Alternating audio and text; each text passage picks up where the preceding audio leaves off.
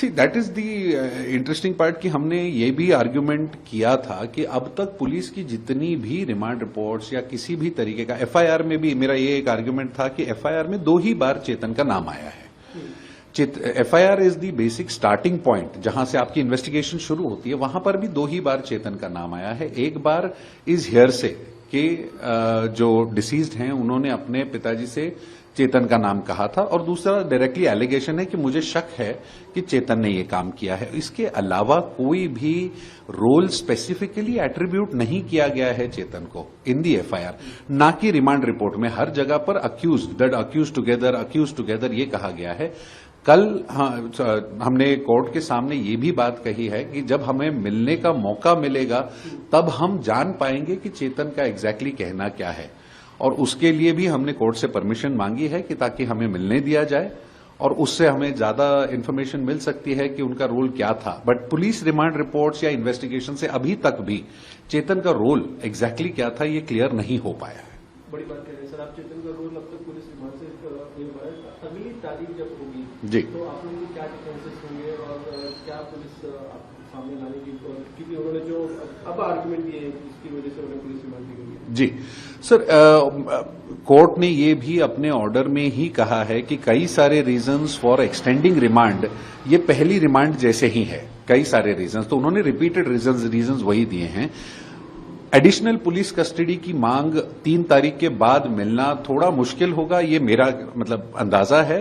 But हमारी argument यही रहेगी कि अब इन्वेस्टिगेशन पूरी हो चुकी होगी, उनकी जो पर्सनल कस्टडी में जो इन्वेस्टिगेशन करनी है, बाकी सीसीटीवी फुटेजेस या मोबाइल फोन रिकॉर्ड्स ये सारे तो चलते रहेंगे। दैट इज नॉट समथिंग, उसके लिए पुलिस के पास वक्त होता है, लेकिन पर्सनल इंडिविजुअल कस्टडी के जो रीजंस हैं वो पूरे हो चुके होंगे।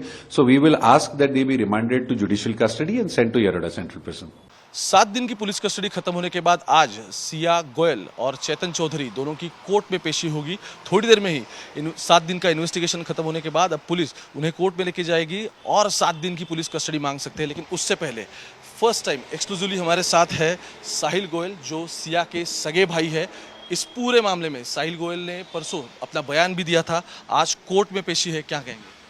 जो भी कोर्ट बोलेगा सर उसका हम पालन करेंगे सर, जो भी कोर्ट का डिसीजन रहेगा उसका हम देखेंगे सर। आपके लॉयर को लेकर कुछ इशू चल रहा है, आपने कहा? मेरे लॉयर को लेके इशू है, जो आशुतोष श्रीवास्तव है उनको हमने कभी भी हायर नहीं किया है, वो हमारे साथ कभी भी कोऑर्डिनेशन में कभी भी कांटेक्ट में नहीं आए हैं। हम विपुल डिशिंग के साथ आगे बढ़ रहे हैं, ये बात हमने जब उनको भी बताई है तो वो हमको थ्रेट कर रहे हैं। क्या आपको लॉयर थ्रेट कर रहे हैं? हाँ जी। तो कुछ पुलिस से बात हुई आपकी? इस टाइम पे अभी तक बात नहीं हुई है सर। पुलिस से बात नहीं हुई? अभी तक बात नहीं हुई सर।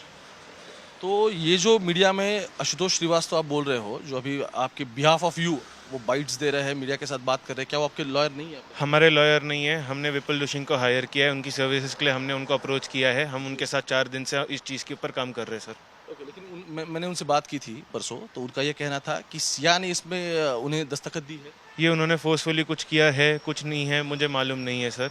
ये उन्होंने लॉकअप में उनका सिग्नेचर लिया है, हमको कुछ इस चीज़ के बारे में उन्होंने इन्फॉर्म किया नहीं है, हमको कॉन्टैक्ट किया नहीं, हमारे साथ कोई कोऑर्डिनेशन रखा नहीं है इस चीज़ के ऊपर से सर।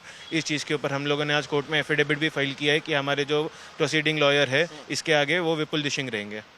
सो आपका एफिडेविट अब फाइल हो चुका है, क्योंकि 1 घंटे में तो आपको बहन को कोर्ट में लाया जाएगा। फाइल हो चुका है सर।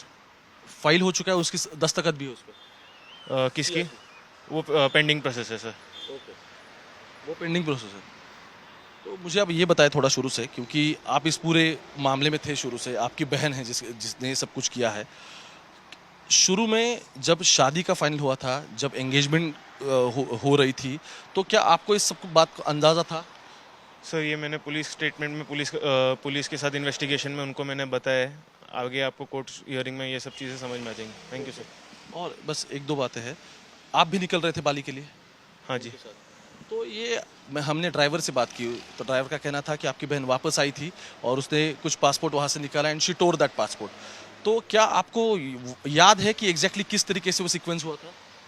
हम लोग उतरे थे सर, उसके बाद मैं वॉशरूम गया था, वी वेंट टू स्टारबक्स, मैं ड्राइवर के साथ वाली सीट पे बैठा था, it was late at night, उसकी वजह से I was a bit sleepy, तो मैंने स्टारबक्स में कॉफ़ी ऑर्डर की थी। I know only about that much sir. तो ये बाली का प्लान आपका फाइनल था? लेकिन हाँ जी फाइनल था, तो वो पासपोर्ट की वजह से कैंसिल हो गया? हाँ जी। बस और एक सवाल आपसे करना चाहता हूँ, अब ये सब कुछ होने के बाद क्या आपकी बहन के साथ बात हुई? नहीं सर। और आपने जो अभी स्टेटमेंट दिया है इस पूरे मामले में, वो एग्जैक्टली क्या उसमें आपका कहना है, थोड़ा ब्रीफ दीजिए। वो स्टेटमेंट सर, स्टेटमेंट जो आपने रिकॉर्ड किया है उसमें एग्जैक्टली क्या आपने ब्रीफिंग दिया है? वो मैंने पुलिस को बता दिया सर, आज वो पुलिस आपको कोर्ट ऑफ लॉ में बता देंगी sir. Thank you so much. Thank you. Sahil Goyal थे हमारे साथ, सिया के भाई है। उनका कहना है कि बाली के प्लान में वो शामिल थे, बस इतना ही नहीं बल्कि ये सब कुछ जब हो रहा था तभी वो उनके साथ थे। लेकिन शुरू में जब सिया की शादी के बाद जब सिया उस पर राज़ी नहीं थी, तो क्या साहिल थे जो उन्होंने आपके फैमिलीज़ के साथ बात की, वो अभी कुछ बातें ऐसी हैं जो साझा नहीं करना चाहते क्योंकि वो भी कोर्ट की तरफ निकल चुके हैं।